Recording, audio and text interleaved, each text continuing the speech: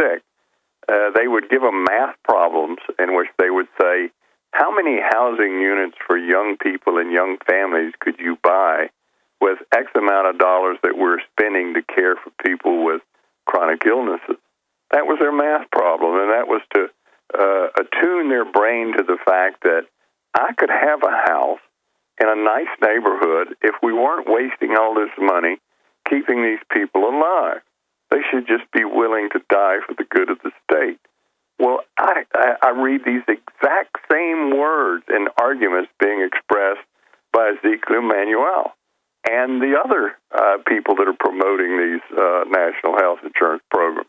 They use the very same argument. Tom Daschle, Bill Gates. The young, if we just quit wasting this money on all these people with chronic illnesses. So we're becoming a society that no longer has a Christian perspective of compassion and empathy and caring about individuals. We're a collectivist society. And by the way, that's my next point. We don't care about individuals anymore. Yes, sir. That's the biggest trick of all this is they sell it about giving people health care. But as you know, under charity care and how my dad was trained, how you were trained, you're supposed to do a large part of it as charity. They have these so-called charity hospitals that are Rockefeller run that are really about profit. The insurance companies help write this to cut the quality of care, make you buy their product. But I want you to break that down because they say, oh, we're going to give everybody free health care or whatever. But no, it's not really free health care. And now they admit, oh, no, we're going to control what you eat and what you do and surveil that and inventory that, because now we're all paying for it, and it brings you into the collectivist nightmare with all these useless control freaks in the system now having a contract into your life. That's why this makes me physically sick. Yeah, it's going to be absolute control of the individual, and people don't realize that. They're going to say, well, I still want to eat my barbecued ribs, and I like these fried onion rings. And now you're a federal patient, they'll say, well, you can't eat that anymore. You're going to eat this. Here's your menu. You will pick your food up at this center, and this is what you'll eat.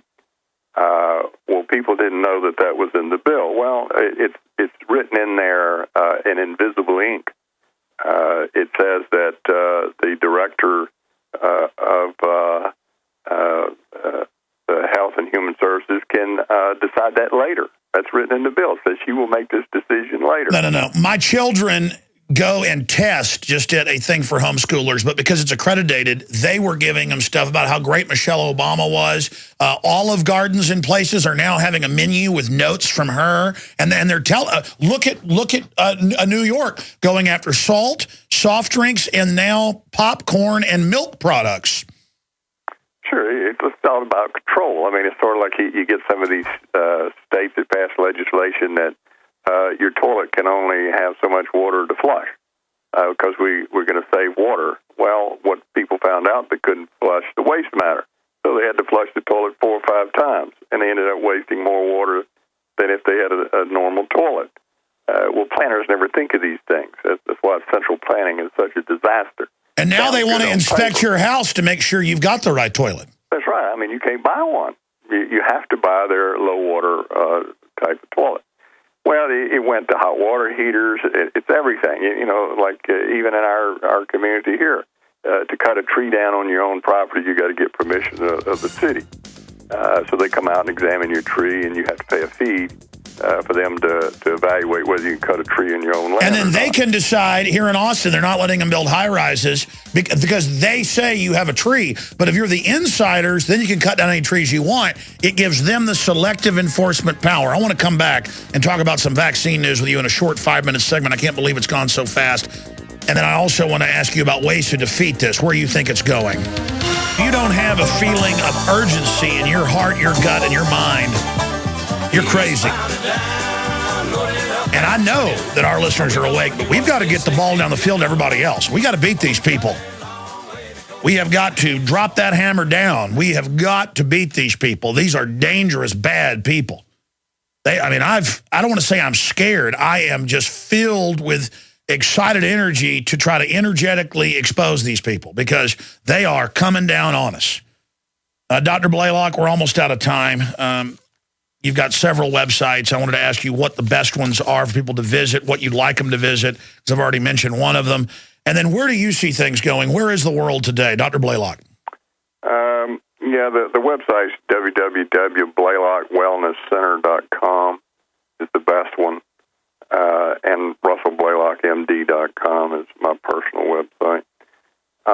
Well, here's where we're going. The whole thing is designed to push people into total government-controlled health care, but they want it to look voluntary. We're entering a period of depression-like economy. So what they're going to do with this mandate, because when you are forced to buy this insurance, these so-called 45 million people, these things have benefit mandates on them that are going to raise the price of the premium 20 to 50% or more.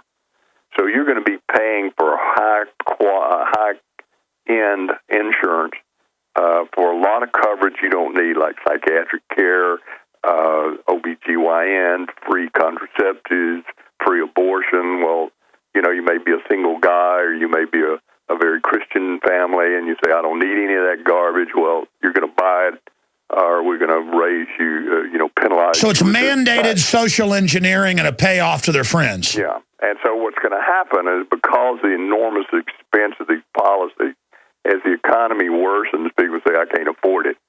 And so the government's going to let them opt out and say, well, what you can do is come into the full government system.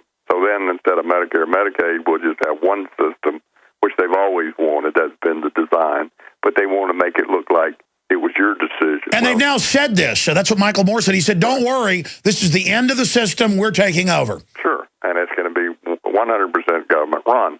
Now, people don't have any clue in this country as to what government-run insurance does. We hear about the Canadian system and the UK system, how wonderful it is. Well, you really look into it. For instance, in one city, they had thousands of people that were dying, waiting to be cared for. Recent reports that over 130,000 people are dying in British medical care system. No, they let them die in the front room over 4 or 5 days. Sure. Paul Watson, I told you the story, couldn't get rid of his chest cold, sure. Went in and they said, here's a bag of aspirin, get out of here. Yeah. And he's like, what? Well, it's run like the military medical corps. When I was in the military, what they did, they had a little, what we call a cold pack, and it's just over-the-counter garbage they put in a brown bag, and everybody got the same thing, no matter what was wrong with you. When I tried to order drugs that were third generation for treatment of patients, I was told you can't get those. You can only get first generation. I said, well, those destroy the kidney and the liver. I said, well, that's all we offer. We're a government-run operation. You can't get the fancy stuff. So, people are going to have to get used to, we don't do shoulder replacements anymore. What we'll do is this operation that'll tear loose in about 2 years, and you have to have it redone. Or we won't even do the surgery at all. Here's a story of what's coming. I met a young woman whose husband was an ophthalmologist. He operated on a 75-year-old man who was almost blind from cataract, confined to his house. The guy regained full sight. Now he can play golf, go out, enjoy his life. He was charged by the Medicare officials with abusing a Medicare patient. In court, the abuse was that he gave the man his vision back, which was not approved by the government. Unbelievable, Dr. Blaylock. He was in prison for 10 years. Well, stay there. Let's do 5 more minutes in overdrive. We have to finish this story. Unbelievable. Okay, Dr. Russell Blaylock is our guest right now. We're into overdrive with him. RussellBlaylockMD.com, the Blaylock Wellness Center as well. He joins us right now. You were finishing up the story. Recap it. A lot of doctors in droves are quitting, and the media is spinning it like, oh, they're just greedy. But I've seen the statistics. Most doctors are making a lot less money. Sure, there are some specialists in the right area because they're known for being really good that can command, millions of dollars a year. But we're destroying the best healthcare system ever, and it's been ongoing. And so now we're here. But I see these cases now where the government is controlling the type of care people get and openly saying, old people, get a cane instead of getting your cataracts removed. Doctors are being charged that remove cataracts. Tell folks about that. Yeah, there was a case that I knew quite well. I'd interviewed the wife of this surgeon. He was an ophthalmologist. And he had a 75-year-old patient who had cataracts, and he's near blind. He's constricted to his house, couldn't leave. And so he saw the man and operated on him and fixed him, put new lens in. And the guy could see very well and was able to play golf and had a nice, normal life. Well, charges were filed against him by the Medicare police, saying that he had abused a Medicare patient, a federal patient. In court, the charges were that he had abused an Medicare patient, and they said, well, how was the abuse carried out? Well, he gave him back his vision, and we didn't approve it. He's too old to have his cataracts done. And so the doctor was given 10 years in prison. Now, this was a young doctor with young children, and he was put in prison for giving this man back his vision, which the state said the man didn't deserve vision.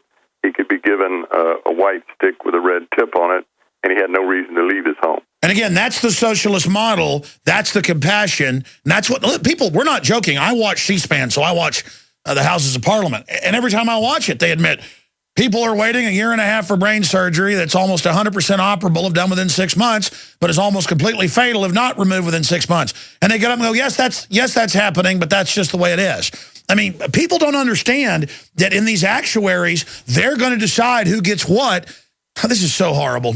Well, they admit that. You know, there's no cover-up if you read deep into what they're writing, what they're saying, what they're saying in the lectures, is that, yes, this is what we do, and individuals will be sacrificed. It's, again, breaking some eggs to make an omelet. And the truth is they just like to break eggs. Well, they you know, some of them are true believers. They think this utopia is going to come about. But as it gets worse and they realize they can't do it, they get desperate.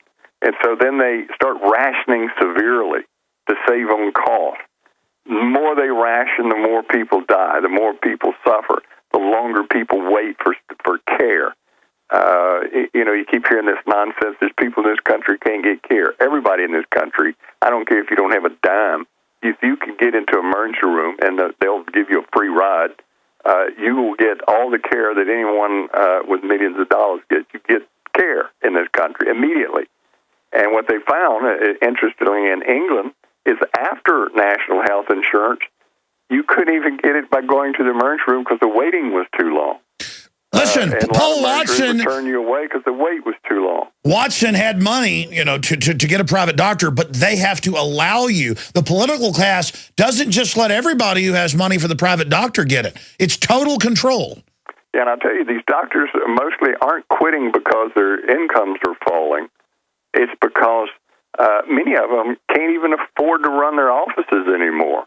Most of them are so overwhelmed with paperwork, rules, regulations, threats of imprisonment. They can't sleep at night. They're haggard.